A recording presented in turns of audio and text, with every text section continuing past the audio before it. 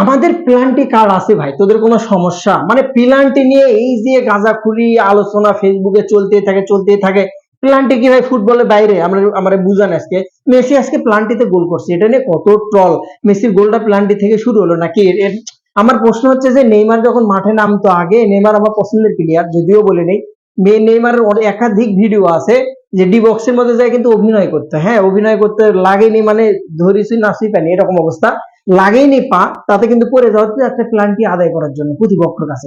তো তোমরা ভাই অভিনয় করেও প্ল্যানটি পাও না, আর আমরা অভিনয় করা লাগে না, এমনিতেই প্ল্যানটি আমরা পাচ্ছি, যাতে গোল করতে পারছি ওয়ার্ল্ড কাপ ম্যাচে। মানে এত জলে কেন ভাই? মানে কিছু পাবলিক আছে মনে হয় এদের মনে হয় মানে বোঝেই না, মানে ফুটবলটা মনে হয় বোঝে না যে প্ল্যানটি শট এদের মতে যে মঙ্গল গ্রহের একটা জিনিস, এটা মোটামুটি ক্রিকেটের একটা জিনিস, এটা ফুটবলের কিছু না। এই প্ল্যানটি কোনোভাবে দেয়া যাবে না, প্ল্যানটি একটা ফুটবলের অংশ। আর আমরা প্ল্যান্টি কার্ড আমাদের রয়েছে, আমাদের প্ল্যান্টি কার্ড আছে, যেটা কিন্তু আমাদের ফিফা প্রেসিডেন্ট দিয়ে দিয়েছে। তো তোমরা চাইলে এরকম একটা প্ল্যান্টি কার্ড নিয়ে নাও না, সমস্যা কি?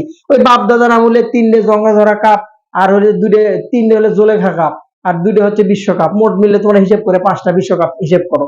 এগুলো ভাই বাপ দাদার সম্পত্তির হিসেব বাদ দিয়ে তুমি নিজের চোখে একটা কাপ দেখো, তারপরে গল্প করো, পেলান্টি পেলান্টি মারাও। সারা ডি বক্সের মধ্যে কত অভিনয় যে করেছে, এবার একটু অভিনয় করে দেখায় বিশ্বকাপটাতে, এবার একটু অভিনয় করে দিলে পুরো কিন্তু ভরবে, জাত মতো ভরবে। ফিফা কিন্তু এবার রুলস করছে, যদি কোনো অভিনয় করে কেউ, তাহলে কিন্তু বাবা রেড কার্ড সহ, হলুদ কার্ড সহ, সাদা কার্ড সহ সবগুলো কিন্তু ভুট্টা কার্ডও দেখায় দেবে, কিন্তু মনে রাখো কথাটা, ঠিক আছে?